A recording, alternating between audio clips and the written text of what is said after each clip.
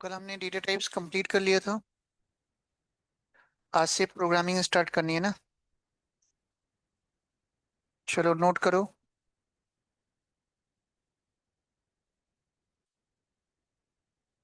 Conditional statement in Python.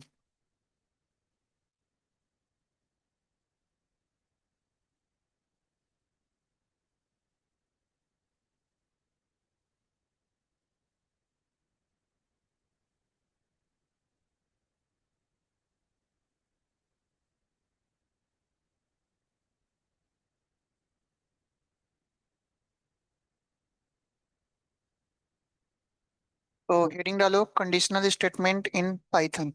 यहीं से Python की प्रोग्रामिंग स्टार्ट होती है। ठीक है। तो आपसे पूछा जाएगा कि कंडीशनल स्टेटमेंट होता क्या है और इसको हम रियल में कहाँ पे यूज कर सकते हैं। ठीक है। तो आपको ये बताना है कि जब हमारे पास डिफरेंट डिफरेंट कंडीशंस होते हैं और डिफरेंट डिफरेंट कंडीशंस पे डिफरेंट डिफरेंट एक्शंस परफॉर्म करना होता है, तो वहां पे हम कंडीशनल स्टेटमेंट यूज करते हैं। मान लो आपके पास कोई एक कंडीशन है।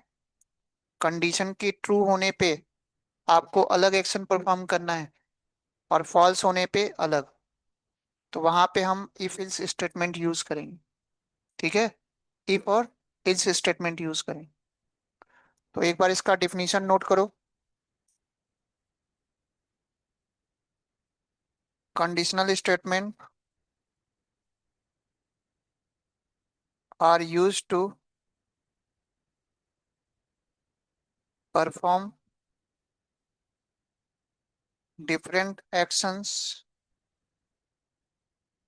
Based on different conditions.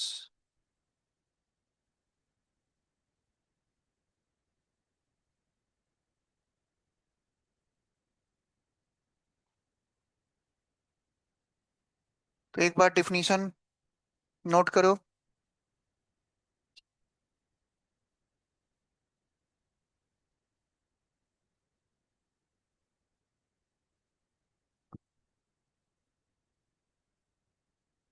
Definition सबको समझ में आया कि जब भी आपके पास डिफरेंट डिफरेंट कंडीशंस होगा और डिफरेंट डिफरेंट कंडीशंस पे डिफरेंट डिफरेंट एक्शंस परफॉर्म करना होता है, तो वहां पे हम कंडीशनल स्टेटमेंट यूज करेंगे।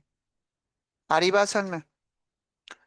जैसे आप एटीएम मशीन में आप एटीएम कार्ड लगाते हो, वो पिन नंबर मांगता है और अगर आप गलत पिन देते हो तो वो लॉगिन नहीं होता, और करेक्ट पिन देते हो तो वो लॉगिन हो जाता है। तो वो भी ट्रू फॉल्स पे काम कर रहा है। वहां पे भी इफ इल्स स्टेटमेंट आपका काम कर रहा है। ठीक है। जब आपका कंडीशन ट्रू होता है तो इफ के अंदर जाता है, और कंडीशन फॉल्स होता है तो इल्स में चला जाता है। और इफ में जाने का मतलब वो लॉगिन हो जाता है, और इल्स में जाने का मतलब वो लॉगिन नहीं होता। तो जब भी आपके पास डिफरेंट डिफरेंट कंडीशंस होते हैं और डिफरेंट डिफरेंट कंडीशंस पे डिफरेंट डिफरेंट आपको एक्शंस परफॉर्म करना होता है, तो वहां पे आपको कंडीशनल स्टेटमेंट यूज करना होता है। अगली बात सर, अब इसमें लिखो in Python conditional statement are different types. तो अब आपको देखना है कि पाइथन में कंडीशनल स्टेटमेंट कितने टाइप्स के होते हैं, है ना। तो इसमें सबसे पहला स्टेटमेंट होता है इफ स्टेटमेंट होता है। दूसरा आपका इस स्टेटमेंट होता है इफ इल्स स्टेटमेंट होता है। तीसरा आपका टर्नरी ऑपरेटर स्टेटमेंट होता है।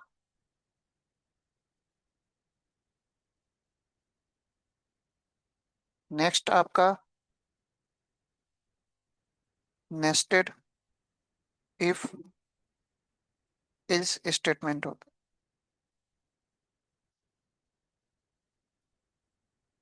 नेक्स्ट आपका इफ एलिफ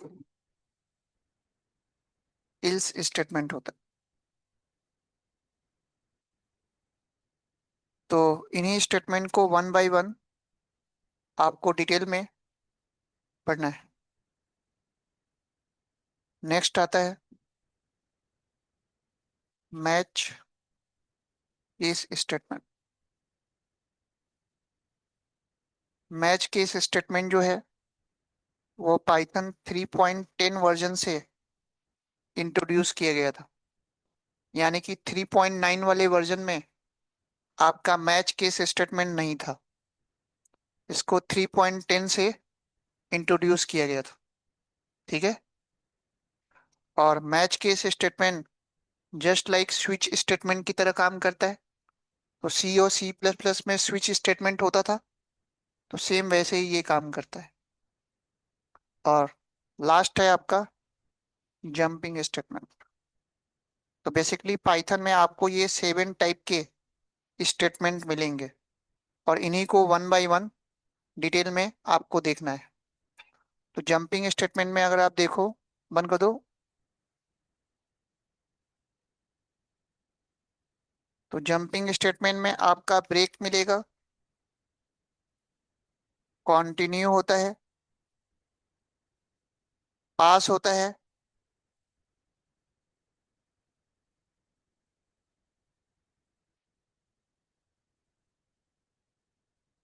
फिर आपका रिटर्न होता है, फिर आपका एग्जिट और क्विट होता है।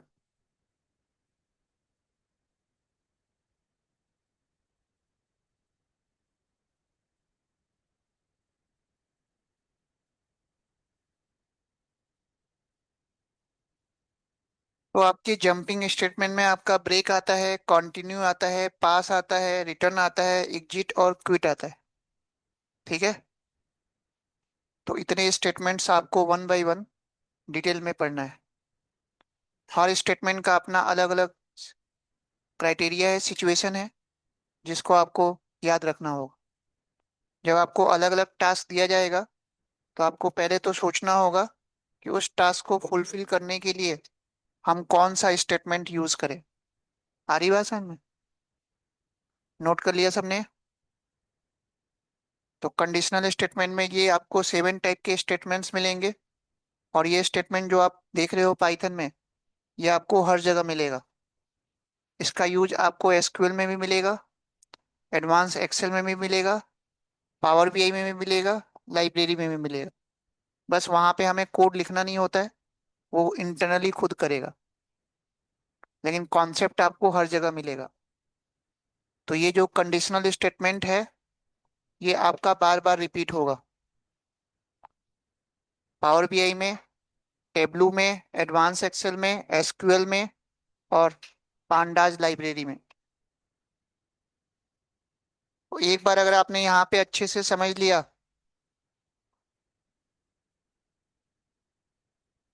तो आगे आपको प्रॉब्लम नहीं आएगी। ठीक है। तो ध्यान से आपको समझना है एक एक स्टेटमेंट को।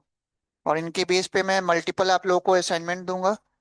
तो वो सारे असाइनमेंट्स इंटरव्यू वाले क्वेश्चंस होंगे, जो आपको सॉल्व करना है। ठीक है। तो सबसे पहला स्टेटमेंट हेडिंग डालो, इफ स्टेटमेंट।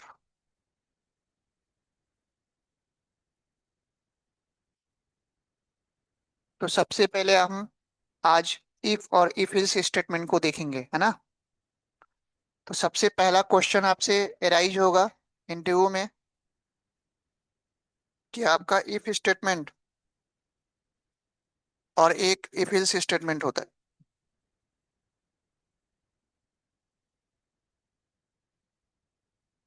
तो सबसे पहला क्वेश्चन यही होगा कि इफ में और इफ एल्स स्टेटमेंट में डिफरेंस क्या होता है।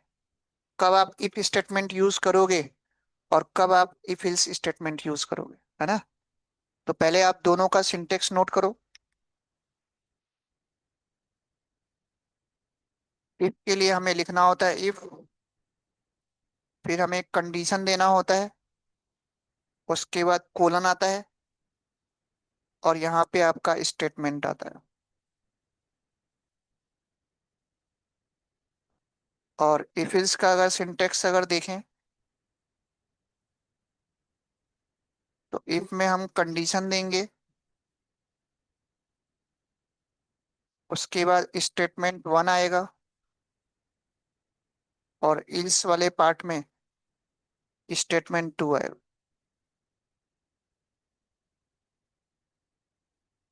तो एक बार ये सिंटेक्स दोनों नोट करो।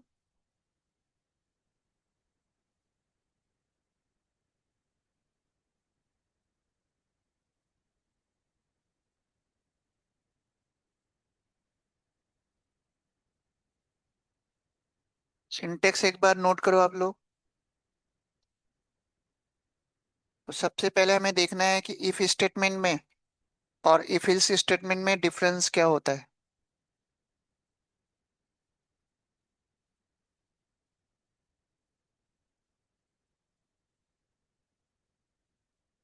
हो गया। तो अब आपको ये बताना है कि इफ स्टेटमेंट बेसिकली आप तब यूज करोगे जब आपके पास कोई भी एक कंडीशन हो, और कंडीशन के केवल ट्रू होने पे आपको एक्शन परफॉर्म करना है, फॉल्स होने पे कोई भी एक्शन परफॉर्म नहीं करना। तो वहां पे आप क्या यूज करोगे? इफ। और अगर आपके पास कोई एक कंडीशन है, आप चाहते हो कि कंडीशन के ट्रू होने पे वो अलग एक्शन परफॉर्म करे और फॉल्स होने पे अलग, तो वहां पे हम क्या यूज करेंगे? डिफरेंस। डिफरेंस समझ में आया?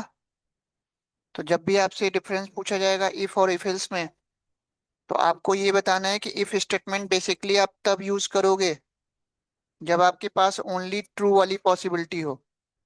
फॉल्स वाली पॉसिबिलिटी अगर हम देना भी चाहें तो पॉसिबल ना हो, तो वहां पे हम क्या यूज करेंगे? Only if.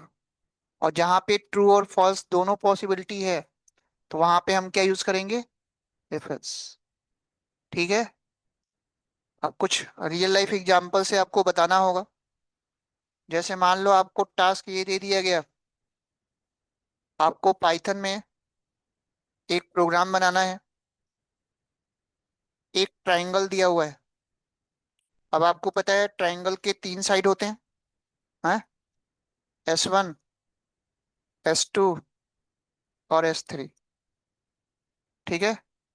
अब आपको टास्क ये दे दिया गया कि हमें पाइथन में एक प्रोग्राम बनाना है, रन टाइम पे ट्रायंगल का तीन साइड इनपुट करना है, और चेक करके बताना है कि ये ट्रायंगल आपका आइसोसिलीज होगा, इक्विलेटरल होगा, या स्केलिन होगा। तो अब आपको पता है कि जब आप ट्रायंगल का तीन साइड इनपुट करोगे, तो तीनों में से कोई ना कोई एक ट्रायंगल तो होगा ही होगा। यहाँ पे फॉल्स वाली पॉसिबिलिटी है ही नहीं। तो ऐसे सिचुएशन में हम क्या यूज करेंगे? इफ यूज करेंगे। यहाँ पे हम इफ एल्स स्टेटमेंट यूज नहीं कर सकते, क्योंकि यहाँ पे फॉल्स वाली पॉसिबिलिटी है ही नहीं। अगर मैंने S1 का इनपुट मैंने 10 दिया, इसकी वैल्यू 10 दिया, और इसकी भी वैल्यू 10 दिया, तीनों की वैल्यू अगर हमने 10 दे दिया, तो ट्रायंगल क्या होगा? इक्विलेटरल। तीनों साइड अगर इक्वल है, तो ट्रायंगल क्या होगा? इक्विलेटरल। अगर मैंने S1 की वैल्यू 10 दे दी, S2 की वैल्यू 20 दे दी, और S3 की वैल्यू 30 दे दी, तीनों साइड अनइक्वल, उस केस में क्या होगा? स्केलिन। है ना? तो स्केलिन में क्या होता है? तीनों साइड अनइक्वल। और इक्विलेटरल में तीनों साइड इक्वल। और अगर मैंने S1 की वैल्यू 10 दे दी, S2 की वैल्यू भी 10 दे दी, और S3 की वैल्यू 20 दे दी, तो अब इस केस में क्या आएगा? आइसोसिलीज। तो आइसोसीरीज में क्या होता है? कोई भी दो साइड इक्वल, और तीसरा अनइक्वल। समझ गए? तो ऐसी सिचुएशन में आपको ओनली इफ स्टेटमेंट यूज करना होगा, क्योंकि यहाँ पे फॉल्स वाली पॉसिबिलिटी है ही नहीं। समझ गए? दूसरा एग्जाम्पल देखो। अब आपको टास्क ये दे दिया गया कि मेरे को पाइथन का एक प्रोग्राम बनाना है, और रन टाइम पे कीबोर्ड में मैं कोई भी की प्रेस करूं, और वो चेक करके बताए कि जो मैंने की प्रेस किया है वो कैपिटल लेटर है, स्मॉल लेटर है, नंबर है, या स्पेशल सिंबल है। अब जब कीबोर्ड में कोई भी की प्रेस करोगे, तो चारों में से कोई ना कोई एक कैरेक्टर तो होगा ही होगा। ऐसा तो हो ही नहीं सकता कि चारों में से कुछ भी ना हो। तो यहाँ पे भी ओनली आप इफ यूज करोगे, यहाँ पे फॉल्स वाली पॉसिबिलिटी नहीं है। तो ऐसे ऐसे सिचुएशन में जब भी आपको कुछ ऐसा टास्क मिल गया जहाँ पे ओनली ट्रू वाली पॉसिबिलिटी है, फॉल्स वाली पॉसिबिलिटी आप देना भी चाहो फोर्सफुली तो आप ना दे पाओ, तो वहां पे हम क्या यूज करेंगे? इफ यूज करेंगे। ठीक है। और अगर यहीं पे आपको कुछ ऐसा टास्क दे दिया गया कि रन टाइम पे आपको कोई नंबर देना है और आपको चेक करना है कि वो नंबर इवन नंबर है या फिर ऑड नंबर है, तो वहां पे हम क्या यूज करेंगे? If else. है ना? कंडीशन अगर ट्रू हो तो इवन बताए, और कंडीशन फॉल्स हो तो क्या बताए? ऑड बताए। तो यहाँ पे ट्रू और फॉल्स दोनों पॉसिबिलिटी है। तो जहाँ पे ट्रू और फॉल्स दोनों पॉसिबिलिटी हो तो वहां पे हम क्या यूज करेंगे? if else। या फिर रन टाइम पे आपको कोई ईयर देना है और चेक करके बताना है कि वो ईयर लीप ईयर होगा या नहीं होगा। ठीक है। तो वहां पे हम क्या यूज करेंगे? If else. तो अब आप लोगों को डिफरेंस समझ में आ गया। तो इंटरव्यू में ये क्वेश्चन अगर आपसे पूछा जाता है इफ में और इफ एल्स में क्या डिफरेंस होता है, तो आप मल्टीपल ऐसे एग्जांपल्स बता के एक्सप्लेन कर सकते हो। कोई डाउट? तो आपको अभी से याद रखना है कि ओनली जब ट्रू वाली पॉसिबिलिटी होती है, फॉल्स वाली पॉसिबिलिटी अगर ना हो तो आपको ओनली इफ यूज करना है, और जहाँ पे ट्रू और फॉल्स दोनों पॉसिबिलिटी हो वहां पे इफ एल्स यूज करना। अब ये सिंटेक्स जो है काम कैसे करता है? तो सबसे पहले आप इफ के अंदर आप कंडीशन दोगे। ठीक है। तो सबसे पहले वो कंडीशन को चेक करेगा। अब जो भी आप कंडीशन दोगे या तो वो ट्रू होगा या तो फॉल्स होगा। और अगर ट्रू होगा तब तो ये स्टेटमेंट आपका चलेगा, और स्टार्टिंग में ही अगर कंडीशन फॉल्स हो गया तो आपका आउटपुट ब्लैंक आएगा। अभी मैंने बताया कि इफ ओनली ट्रू के केस में काम करता है, फॉल्स के केस में काम नहीं करता। तो आउटपुट क्या आ जाएगा? ब्लैंक आ जाएगा। तो अगर उसको कंडीशन ट्रू मिला तब तो ये स्टेटमेंट आपका एग्जीक्यूट होगा, और अगर कंडीशन स्टार्टिंग में ही अगर उसको फॉल्स मिल गया तो आउटपुट क्या आएगा? ब्लैंक आएगा। ठीक है। अब आपको एक चीज याद रखना है कि जब भी आप कंडीशन दोगे उसके बाद आपको कोलन देना होता है, और कोलन देने के बाद जैसे ही आप इंटर प्रेस करोगे कर्सर अपने आप एक इंडेंट में आ जाएगा। कर्सर आपका यहाँ पे नहीं आएगा। तो अगर गलती से आपने ये स्टेटमेंट अगर बिल्कुल स्टार्टिंग में अगर लिख दिया तो उस केस में इसमें आपका इंडेंटेशन एरर आएगा। क्या आएगा? तो इंटरव्यू में पूछते हैं कि इंडेंटेशन एरर क्या होता है। तो कंडीशनल स्टेटमेंट में आपका ये इंडेंटेशन एरर आएगा कब? जब आपने ये स्टेटमेंट बिल्कुल स्टार्टिंग में लिख दिया। तो बेसिकली आपका जो इंडेंट होता है वो एक टैब गैप होता है, वन टैब गैप। और वन टैब गैप कितना होता है? 0.5 इंच। तो आपने देखा होगा कीबोर्ड में जैसे ही आप टैब की प्रेस करते हो आपका कर्सर 0.5 इंच आगे जंप कर जाता है। तो आपको ये टैब गैप देने की जरूरत नहीं है। जैसे ही आप कोलन टाइप करके इंटर करोगे ना तो कर्सर अपने आप यहाँ पे आ जाएगा, और वहीं से आपको स्टेटमेंट लिखना है। गलती से अगर आपने स्टेटमेंट बिल्कुल स्टार्टिंग से अगर लिख दिया तो इंडेंटेशन एरर आएगा। क्लियर? तो आपको जब भी स्टेटमेंट देना होगा, चाहे इफ में हो चाहे एल्स में हो, आपको एक टैब गैप इंडेंट में आपको देना होता है। इसी टैब गैप को इंडेंट बोलते हैं। क्लियर है? कोई डाउट? इसी काम को करने के लिए सी सी प्लस प्लस में कर्ली ब्रेसेस का कॉन्सेप्ट होता था, लेकिन पाइथन में कर्ली ब्रेसेस का कॉन्सेप्ट अलग होता है। यहाँ पे कर्ली ब्रेसेस को वो डिक्शनरी और सेट मानता है, तो इसलिए यहाँ पे कॉन्सेप्ट चेंज कर दिया गया। तो बेसिकली सी और सी प्लस प्लस में जब हम इफ और कंडीशन देते थे तो कुछ ऐसे कर्ली ब्रेसेस के अंदर हम स्टेटमेंट देते थे। तो उस केस में हम स्टेटमेंट कहीं पे भी दें वो काम कर जाता था। लेकिन यहाँ पे ऐसा नहीं। तो यहाँ पे जो आप कोलन लगा रहे हो यही कोलन ये इफ स्टेटमेंट के ब्लॉक को रिप्रेजेंट कर रहा है। ठीक है। इतनी बात समझ में आ गई? तो नोट कर लिया सबने। अब इफ इल्स कैसे काम करेगा? तो यहाँ पे सबसे पहले वो कंडीशन चेक करेगा। अब अगर आपका कंडीशन ट्रू होता है तब तो स्टेटमेंट वन को एग्जीक्यूट कराएगा, और अगर कंडीशन फॉल्स होता है तो स्टेटमेंट टू को एग्जीक्यूट कराएगा। आ गई बात समझ में? तो अगर स्टार्टिंग में ही अगर उसको कंडीशन फॉल्स मिल गया तो वो सीधे वो इफ में नहीं जाएगा, एल्स वाले पार्ट में चला जाएगा।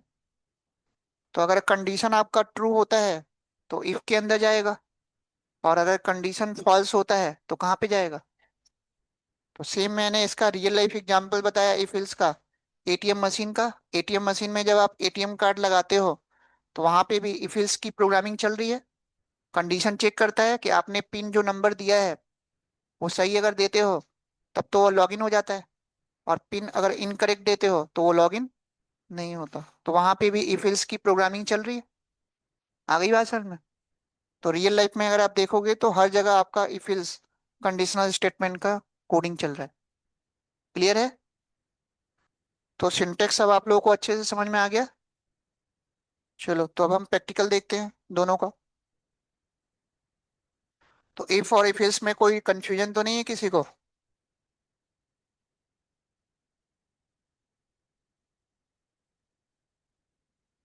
तो अब हम इसको अलग अलग एग्जाम्पल के थ्रू समझते हैं इफ और इफ एल्स काम कैसे करता है।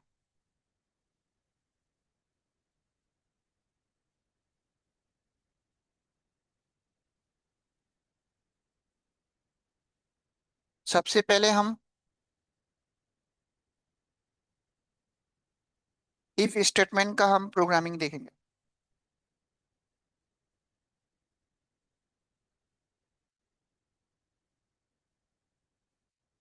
मैंने क्या किया, रन टाइम पे हमने एज इनपुट कर लिया। तो रन टाइम पे इनपुट लेना आप लोगों को आता ही है। और इसके बाद मैंने यहाँ पे कंडीशन दिया, एज ग्रेटर देन 18, है ना? आप जरूरी नहीं है कि कंडीशन आप पैरेंथेसिस के अंदर दो। अगर आप कंडीशन पैरेंथेसिस के अंदर अगर नहीं दे रहे हो तो आपको एक स्पेस देना होगा। आप ऐसे भी कर सकते हो। और अगर आप पैरेंथेसिस के अंदर दे रहे हो तब आपको स्पेस देने की जरूरत नहीं। समझ गए? अब जैसे ही आपने कोलन टाइप करके इंटर किया तो आपका कर्सर ऑटोमेटिक इंडेंट में आ गया। तो यहीं से आपको स्टेटमेंट लिखना है। गलती से अगर स्टार्टिंग से अगर आपने स्टेटमेंट लिखा तो तुरंत जैसे ही आप रन करोगे इंडेंटेशन एरर वो शो कर देगा।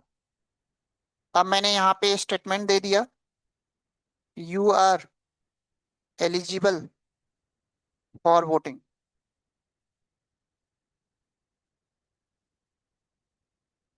तो एक बार ये प्रोग्राम नोट करो।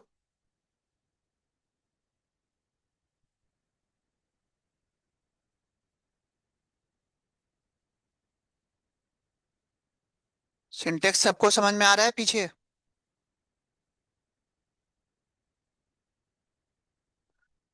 जब भी आपको स्टेटमेंट देना होगा वो इंडेंट में देना होगा, एक टैब गैप देना होगा।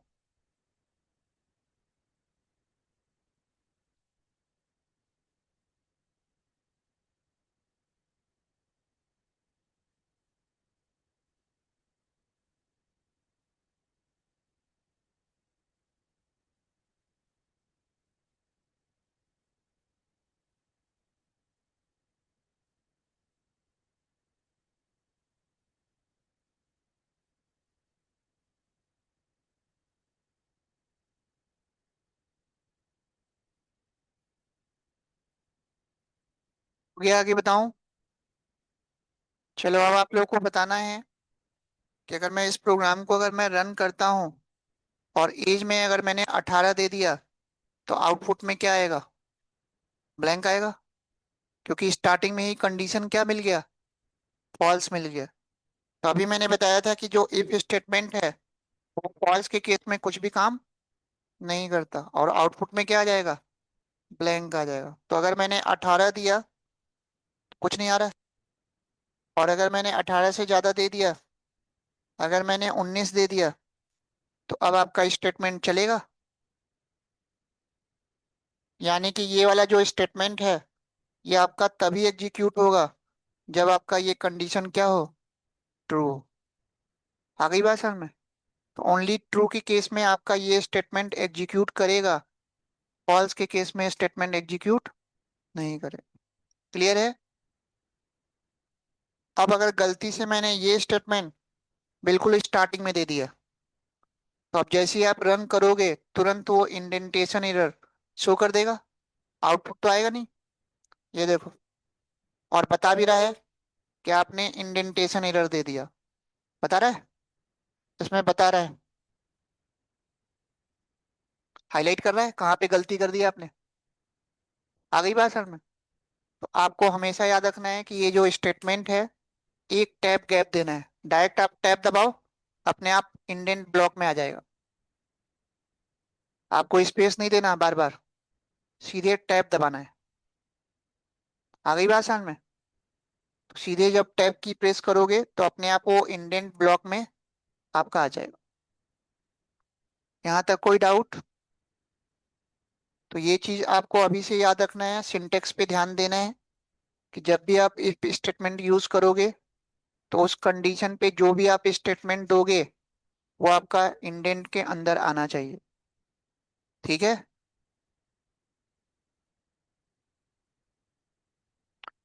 इतना समझ में आ गया सबको? कोई कंफ्यूजन? अब मैंने क्या किया, एक और स्टेटमेंट दे दिया, थैंक्स फॉर वोटिंग।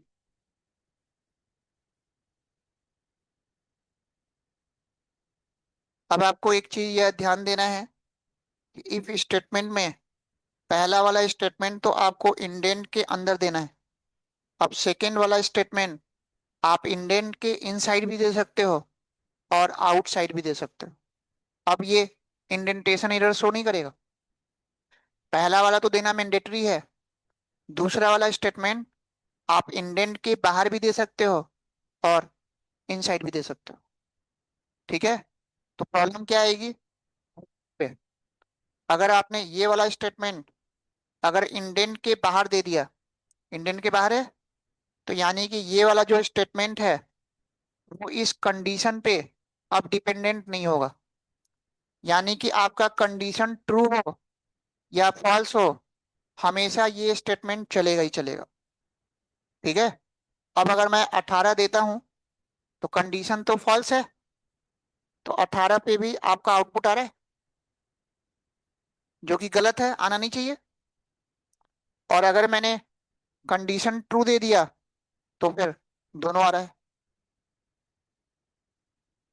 बात समझ में आ गई?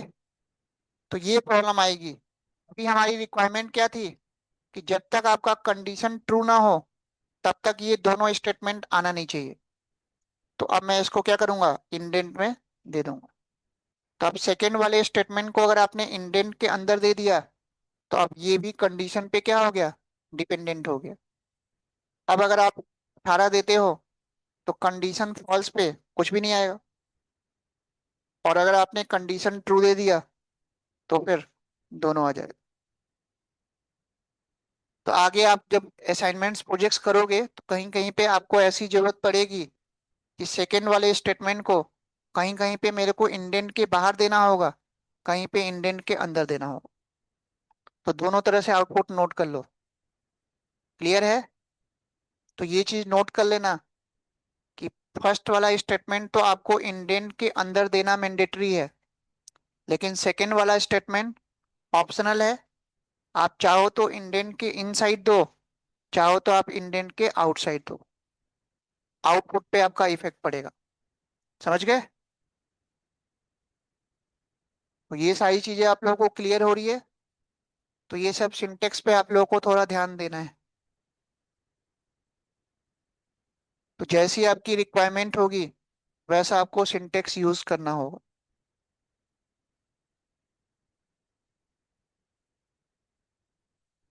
तो इफ स्टेटमेंट सबको समझ में आया कि कैसे काम कर रहा है? हम्म? तो हमेशा ये कंडीशन के ट्रू होने पे काम करेगा, फॉल्स होने पे ये कुछ भी काम नहीं करेगा।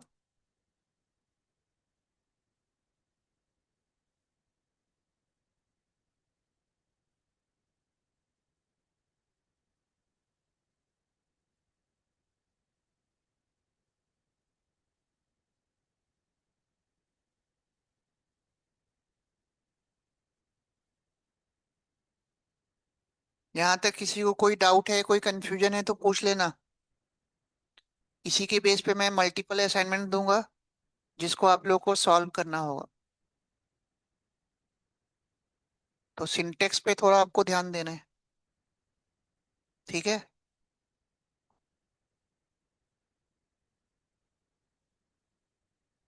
इतना हो गया। अब आप ऐसा भी कर सकते हो कि एक प्रोग्राम के अंदर जरूरी नहीं है कि सिंगल इफ यूज होगा। आप मल्टीपल अलग अलग इफ यूज कर सकते हो। नेस्टेड इफ नहीं होता। किसी भी लैंग्वेज के अंदर इफ के अंदर आप इफ यूज नहीं कर सकते, लेकिन आप अलग अलग मल्टीपल इफ यूज कर सकते हो। तो अब नेक्स्ट प्रोग्राम है मल्टीपल इफ स्टेटमेंट। अब मैं क्या करूंगा, रन टाइम पे 3 नंबर लूंगा। इंटर वैल्यू ऑफ ए,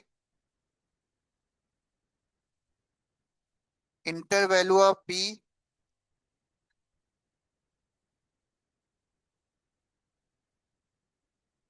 और इंटर वैल्यू ऑफ सी। हमने 3 रन टाइम पे वैल्यू लिया।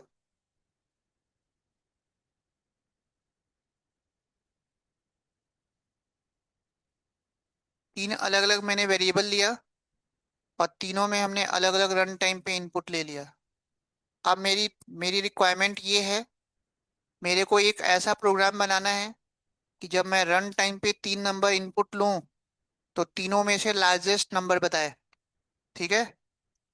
तो अब मैं लॉजिक लगाऊंगा, if A greater than B, अगर ए की वैल्यू बी से बड़ी है, and A greater than C. तो इसका मतलब क्या होगा, ए अगर बी से बड़ा है और ए सी से बड़ा है तो ए ही तो ग्रेटर होगा। तो अब मैंने यहाँ पे मैसेज क्या पास कर दिया, ए इज ग्रेटर। अब मान लो ये कंडीशन फेल कर गया, है ना, कंडीशन ट्रू नहीं है, तो अब दूसरे वाले इफ में जाएगा। अब मैं बी को चेक करूंगा, B greater than A and B greater than C. तो इस केस में आपका बी ग्रेटर हो जाएगा। तो कुछ ऐसे आपको लॉजिक बनाना होगा। उसके बाद मैं ये भी अगर फेल कर गया तो सी को चेक करेंगे। तो अब इस केस में सी ग्रेटर हो जाएगा। तो इस तरह से मैंने एक प्रोग्राम के अंदर मल्टीपल इफ अलग अलग यूज कर लिया। तो आप एक प्रोग्राम में मल्टीपल अलग अलग इफ भी यूज कर सकते हो। सबको आ रहा है? अब या तो आपका ये वाला कंडीशन ट्रू होगा, या तो ये ट्रू होगा, या तो ये ट्रू होगा। तीनों में से कोई एक ही ट्रू होगा। तो अब आपको लॉजिक ऐसा बनाना होता है कि वो हर सिचुएशन में काम करे, कभी फेल ना करे। तो अब हम इसकी टेस्टिंग करें कि ये प्रॉपर काम कर रहा है कि नहीं कर रहा है। तो अब जब मैंने इसको रन किया तो ए में मैंने वैल्यू दिया 10, बी में दिया 20 और सी में दिया 30। अब आउटपुट में क्या दिखाना चाहिए, सी इज ग्रेटर। काम कर रहा है प्रॉपर।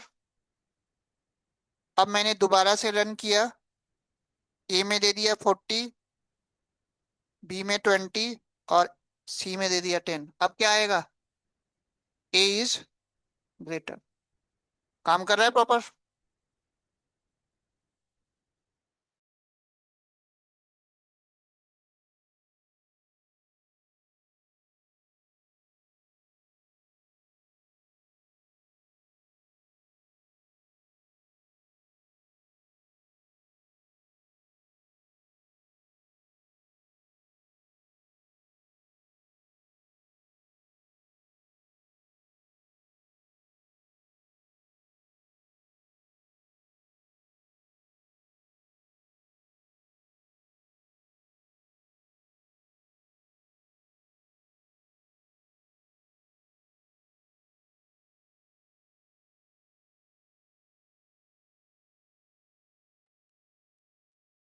तो हर सिचुएशन में काम कर रहा है प्रॉपर। अब देखो, तीसरी बार जब मैंने रन किया तो आपको हर पॉसिबिलिटी चेक करनी है कि प्रॉपर आपका काम कर रहा है कि नहीं कर रहा है। ए में 10 दे दिया, बी में 60 दे दिया, और सी में क्या दे दिया। अब क्या आएगा, इसका मतलब हर सिचुएशन में काम कर रहा है। अब यहाँ पे एक सिचुएशन ऐसी होगी जहां पे ये प्रोग्राम फेल कर जाएगा। अगर मैं तीनों की वैल्यू अगर सेम दे दूं तो यहाँ पे तो काम ही नहीं करेगा, क्योंकि ये वाली पॉसिबिलिटी तो मैंने दी नहीं है। तो गलती से अगर यूजर ने तीनों की वैल्यू अगर सेम दे दिया तो आउटपुट तो ब्लैंक आ जाएगा। जबकि मैं चाहता हूं कि इस सिचुएशन में भी वो काम करे, मैसेज दे दे A B and C all are equal, है ना। तो अब इसके लिए भी मैं एक कंडीशन बना दूं। तो इसके लिए भी मैंने एक कंडीशन बना दिया, if A equal equal to B and B equal equal to C and A equal equal to C. अगर ऐसा होता है तो मैसेज क्या दे दे, A B and C are equal. अब आपकी प्रॉब्लम सॉल्व। अब अगर मैं तीनों की वैल्यू सेम देता भी हूँ, काम कर रहा है। तो समझ में आया सबको, नोट कर लो। तो इस तरह से हम एक प्रोग्राम के अंदर मल्टीपल इफ एक साथ भी यूज कर सकते। ये सबको समझ में आया कैसे काम कर रहा है। कुछ इस तरह से आपको लॉजिक बनाना होता है। तो क्वेश्चन हमारा टास्क क्या था, रन टाइम पे 3 नंबर देना था और हमें चेक करना था कि कौन सा नंबर लार्जेस्ट। आया समझ में सबको। तो ऐसे ऐसे लॉजिकल टास्क को परफॉर्म करने के लिए आपको कंडीशनल स्टेटमेंट यूज करना हो।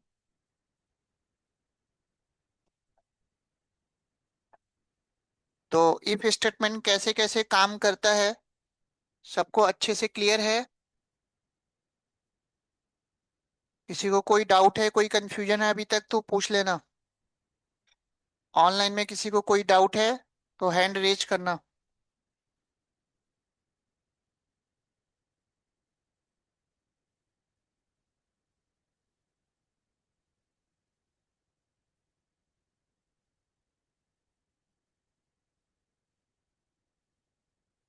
सारे सिचुएशन आपको समझ में आ गए। तो इफ स्टेटमेंट की प्रोग्रामिंग कैसे करनी है सबको क्लियर हो गया। तो सिंटेक्स पे आपको ध्यान देना है। मेन आपसे प्रॉब्लम आएगी इंडेंट वाली, तो इंडेंट पे आपको ध्यान देना है। और कभी भी जब आप इक्वल करके ये कोलन लगा के जब आप इंटर करोगे तो कर्सर अपने आप इंडेंट में आ जाएगा, आपको कुछ करना ही नहीं। ठीक है, चलो अब नेक्स्ट लिखो,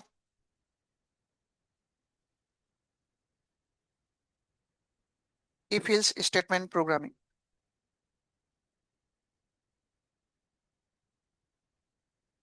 अब हम देखते हैं इफ और एल्स की प्रोग्रामिंग। ठीक है, तो अभी मैंने बताया आपको इफ और एल्स स्टेटमेंट आप तब यूज करोगे जब आपके पास ट्रू और फॉल्स दोनों पॉसिबिलिटी हो। तो अब मैंने यहाँ पे एक कंडीशन बनाया, ए ग्रेटर देन बी।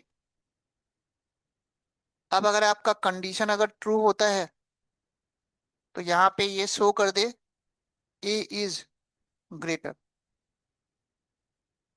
और अगर कंडीशन फॉल्स होता है तो फिर शो कर दे बी इज ग्रेटर। हमें दो नंबर में से लार्जेस्ट नंबर निकालना है। तो या तो आपका ए ग्रेटर होगा या तो बी होगा, है ना। बात समझ में आई। तो अब अगर आपका कंडीशन अगर ट्रू होता है तब तो ये वाला स्टेटमेंट चलेगा, और कंडीशन अगर फॉल्स होता है तो इल्स के अंदर जाएगा और ये स्टेटमेंट चलेगा। ट्रू और फॉल्स दोनों पॉसिबिलिटी है। अब देखो जब मैंने इसको रन किया तो ए में दिया मैंने 10 और बी में दिया 20। अब देख के बताओ कंडीशन अभी ट्रू है या फॉल्स है। ए ग्रेटर देन बी है, फॉल्स है। ए ग्रेटर देन बी कहाँ है? कंडीशन फॉल्स हो गया ना, तो इल्स में जाएगा और दे देगा बी इज ग्रेटर। तो 20 ग्रेटर आ रहा है। इसका मतलब कंडीशन फॉल्स होने पे कहाँ पे चला गया? इल्स के अंदर। और अभी अगर मैं कंडीशन अगर ट्रू दे दूं तो अब वो इफ के अंदर जाएगा। अब तो कंडीशन ट्रू हो गया, ए ग्रेटर देन बी है, तो प्रॉपर काम कर रहा है। लिख लो। तो इफ एल्स की प्रोग्रामिंग सबको समझ में आया, कैसे काम कर रहा है?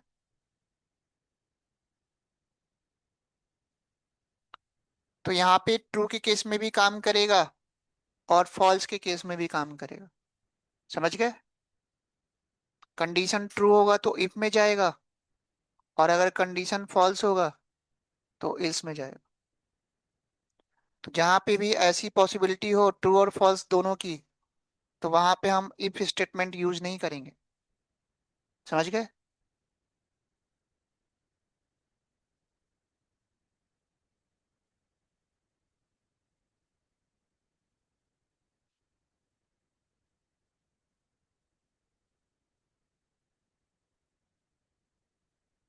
क्या हुआ? इतना समझ में आ गया सबको?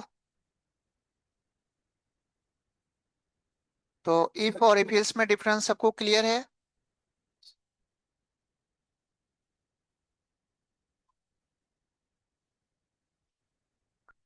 अब यहाँ पे अगर आपने दोनों की वैल्यू इक्वल दे दी तो फिर वो फॉल्स वाला ही पॉसिबिलिटी चलेगा।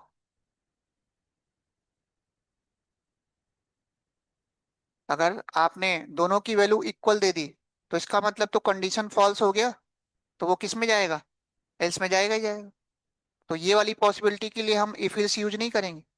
क्या यूज करेंगे? दो अलग अलग इफ यूज करेंगे। यहाँ पे इफ एल्स यूज नहीं करेंगे। अगर आपकी ऐसी पॉसिबिलिटी है कि मैं दोनों की वैल्यू सेम देना चाहता हूँ और वो बताए कि दोनों की वैल्यू क्या है, सेम है, तो यहाँ पे हम इफ एल्स स्टेटमेंट यूज नहीं करेंगे। क्या यूज करेंगे? दो अलग अलग इफ यूज करेंगे। समझ गए? तो यही आपको ध्यान देना है कि अलग अलग जब आपको टास्क मिलेगा तो उस केस में कब आपको इफ यूज करना है और कब आपको इफ एल्स यूज करना है। ठीक है? अब इसी के बेस पे मैं 8-10 असाइनमेंट दे रहा हूँ, तो उससे आपको आइडिया लग जाएगा कि कब आपको इफ स्टेटमेंट यूज करना है और कब आपको इफ एल्स यूज करना है। तो अभी जो मैं असाइनमेंट देने जा रहा हूँ ये रियल लाइफ असाइनमेंट्स हैं। यही सब असाइनमेंट्स आपसे इंटरव्यू में, रिटन टेस्ट में पूछते हैं। आ गई बात समझ में?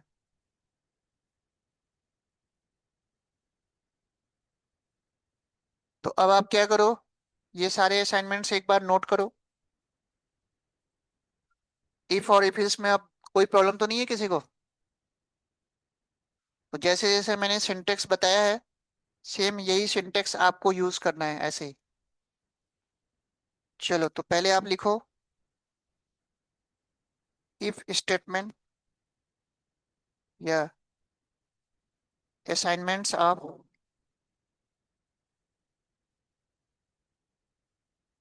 Using only if statement.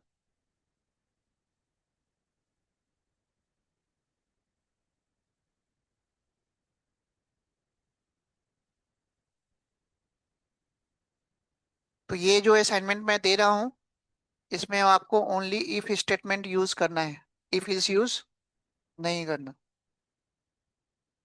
Question ये है, enter any three numbers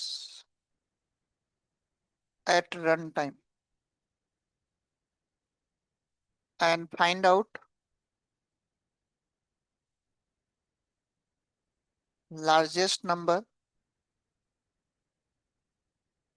using only if statement without using any logical operator. अब आपका इंटरव्यू क्वेश्चन ये है, ये वाला असाइनमेंट्स मैंने अभी आपको सॉल्व करवाया। रन टाइम पे 3 नंबर देना था और लार्जेस्ट नंबर निकालना था। लेकिन इस असाइनमेंट को जब मैंने अभी सॉल्व करवाया था तो मैंने लॉजिकल ऑपरेटर यूज किया था एंड। अब आपको क्या करना है, उसी असाइनमेंट को आपको बिना लॉजिकल ऑपरेटर यूज किए बनाना है।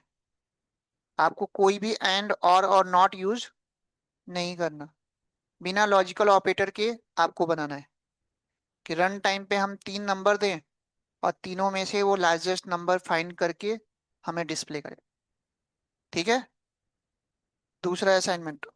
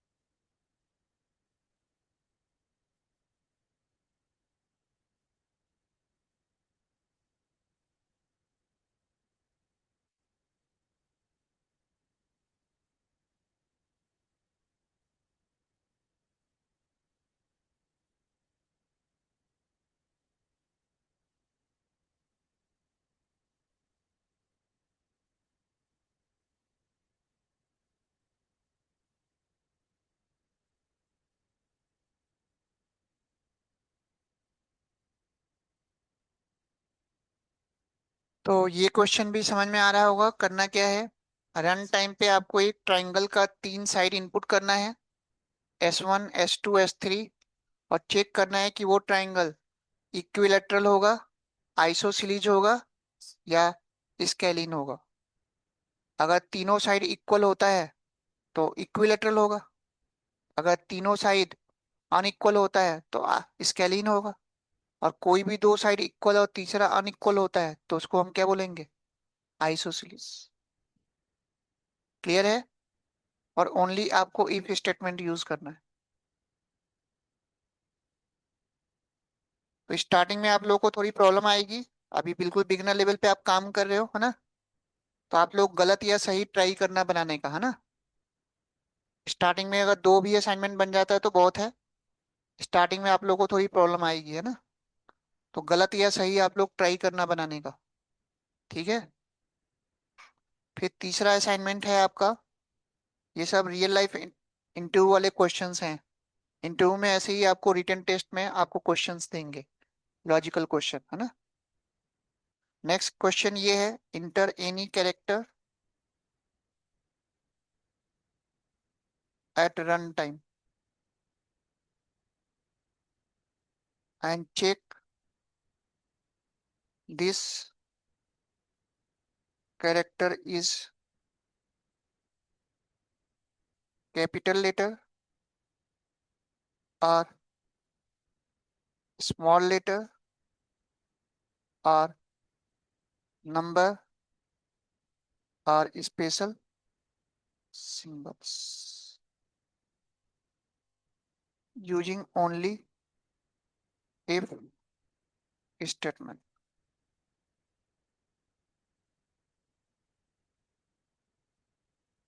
तो ये क्वेश्चन भी आपको समझ में आ रहा होगा।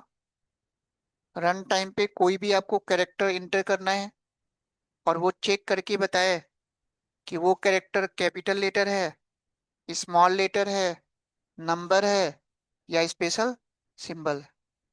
तो कोई भी कैरेक्टर जब आप प्रेस करोगे तो चारों में से कोई ना कोई तो होगा ही होगा। तो यहाँ पे फॉल्स वाली पॉसिबिलिटी है ही नहीं। तो ओनली आपको इफ यूज करना है। तीनों असाइनमेंट क्लियर हो गया। तो इन तीनों में आपको अलग अलग मल्टीपल इफ यूज करना है, इफ इल्स यूज नहीं करना। ठीक है। चलो, नेक्स्ट है assignments using only if else statement.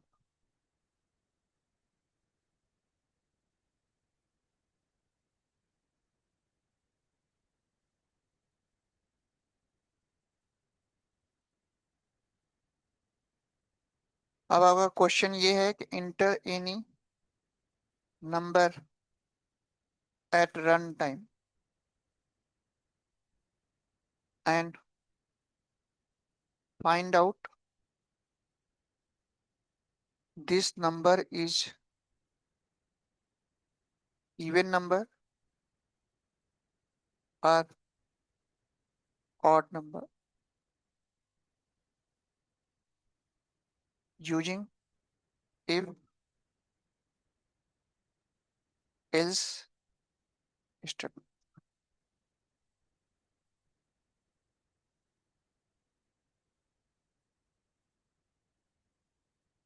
तो वन बाय वन असाइनमेंट सबको समझ में आ रहा है करना क्या है। तो आपको रन टाइम पे कोई भी नंबर देना है और चेक करना है कि वो नंबर इवन होगा या फिर ऑड होगा।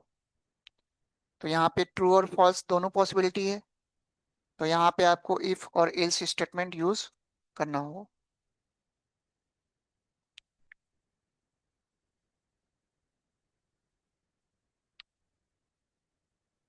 कोई कंफ्यूजन है यहाँ तक अभी तक आपको?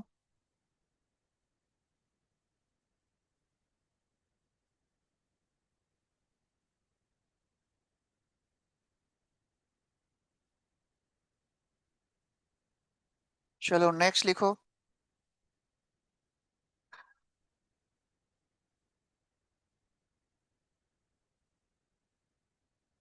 इंटर एनी ईयर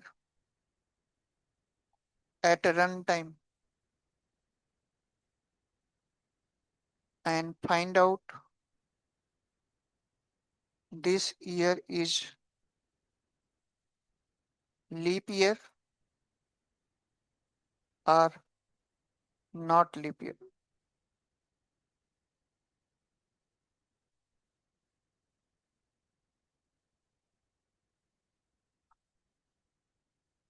तो आपको करना क्या है, रन टाइम पे कोई भी आपको ईयर देना है और चेक करके बताना है कि वो ईयर लीप ईयर होगा या नहीं होगा। आ रही बात समझ में? लीप ईयर का मतलब तो पता है आप लोगों को, हर 4 साल में एक बार आता है जिसमें फेब 29 का होता है ना। तो आपको कुछ ऐसा लॉजिक लगाना है कि जब मैं उस प्रोग्राम को रन करूं और कोई भी मैं ईयर दूं तो वो चेक करके बताए कि वो लीप ईयर है या नहीं। कंडीशन अगर ट्रू होगा तो लीप ईयर, और अगर कंडीशन फॉल्स होगा तो नॉट लीप ईयर। जैसे 2026 अगर हम दें तो क्या दिखा है, not leap year. 2026 leap year नहीं है। 2026 में 28 फरवरी 28 का था, है ना। तो ये सारे असाइनमेंट आपके इफ और इल्स वाले हैं। समझ में आ रहा है? Next.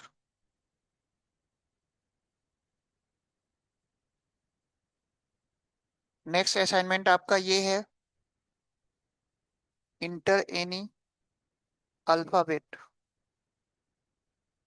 Eight run time and create reverse case programme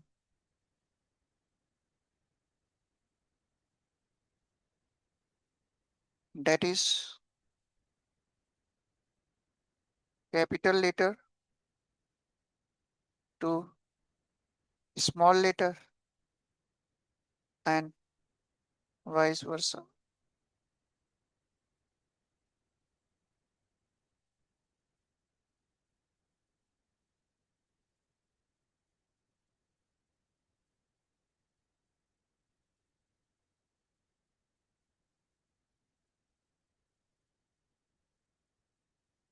ये क्वेश्चन सबको समझ में आ रहा है?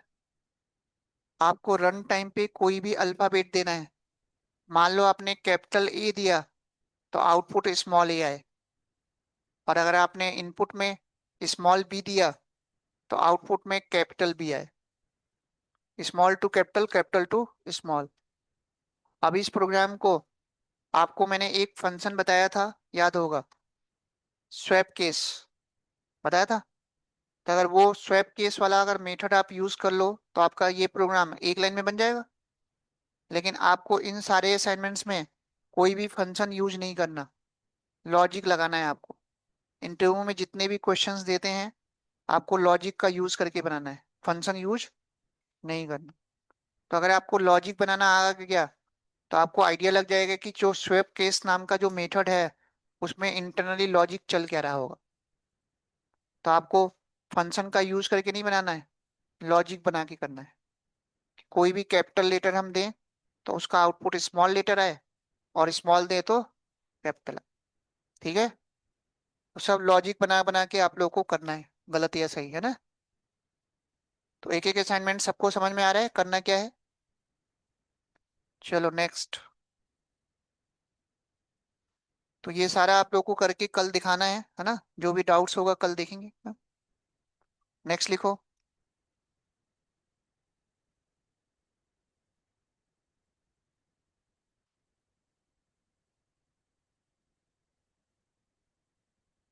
इसमें जितने भी मैं असाइनमेंट दे रहा हूँ, जो बताया हूँ बस वही यूज करना है आपको। इफ इलिफ इल्स यूज नहीं करना। ओनली आपको इफ यूज करना है और इफ इल्स यूज करना है,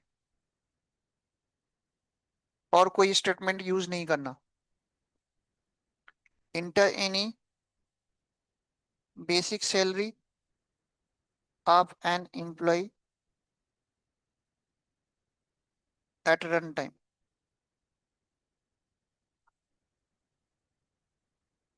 and find out DA, HRA, TA and net salary.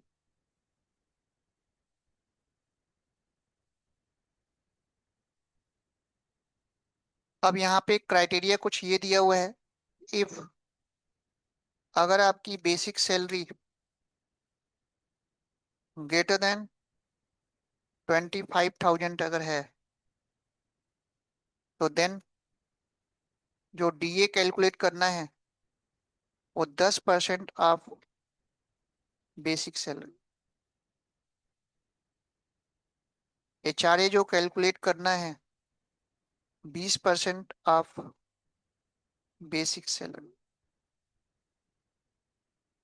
TA जो कैलकुलेट करना है 5% ऑफ बेसिक सैलरी।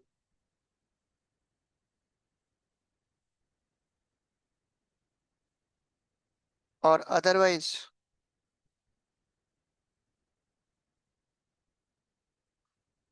जो आपका डीए कैलकुलेट होगा,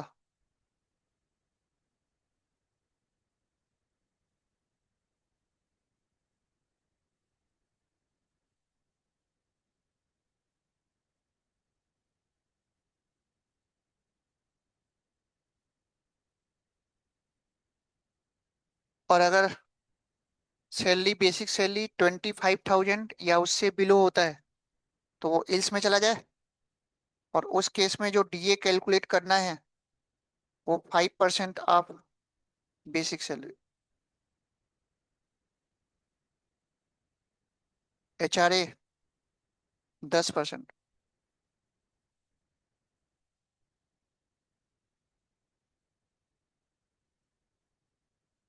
और टीए 2%।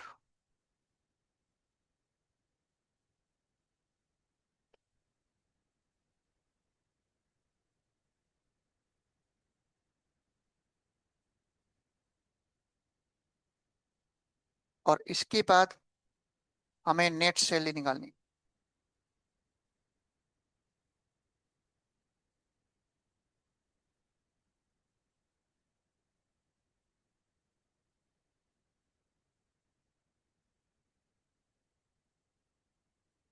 क्वेश्चन सबको समझ में आ रहा है करना क्या है। तो रन टाइम पे आप बेसिक सैलरी दोगे, और बेसिक सैलरी अगर आप 25,000 से ज्यादा देते हो तो वो इफ के अंदर जाएगा। और अगर 25 या 25 से अगर बिलो देते हो तो वो इल्स में जाएगा। और इफ में अगर जाता है तो जो डीए कैलकुलेट करना है, महंगाई भत्ता, डीएनएस अलाउंस, वो बेसिक सैलरी का 10%। HRA house rent allowance 20%। Travelling allowance 5%। और इल्स में जाता है तो 5, 10 और 2। और उसके बाद सबको जब ऐड कर दोगे तो आपकी नेट सैलरी आ जाएगी। बात समझ में आ रही है? चलो नेक्स्ट। तो वन बाय वन सारे असाइनमेंट समझ में आ रहा है, करना क्या है?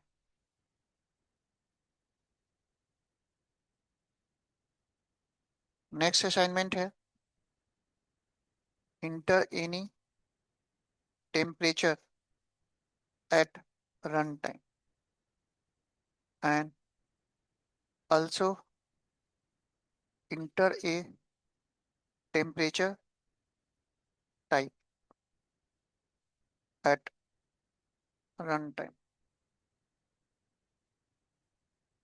If temperature type is Celsius,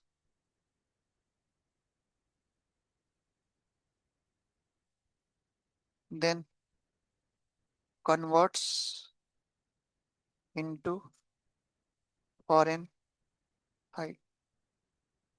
and vice versa.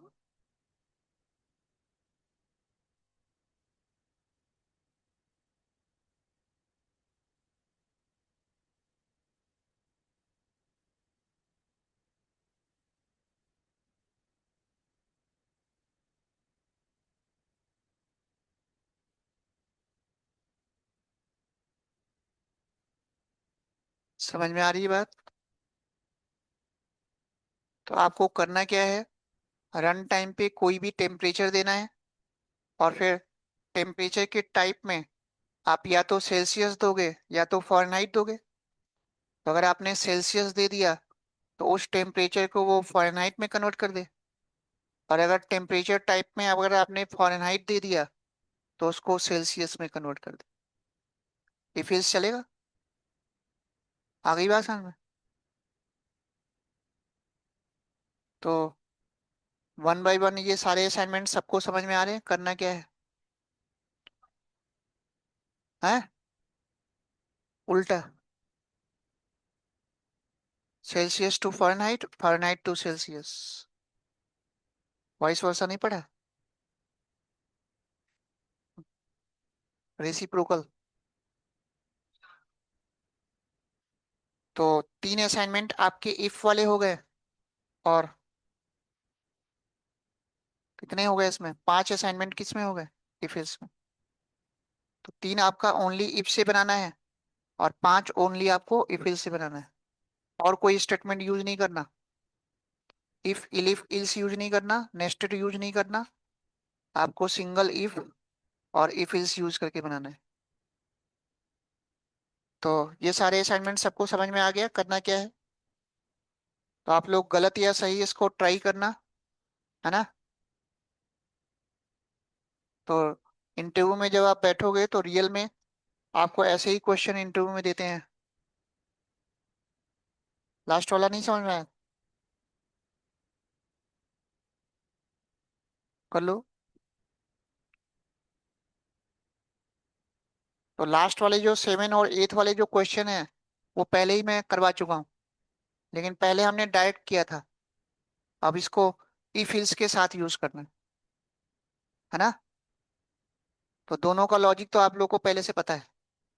7 और 8 तो बनी जाएगा ना? बस आपको इसमें इफ इल्स स्टेटमेंट यूज करके बनाना हो।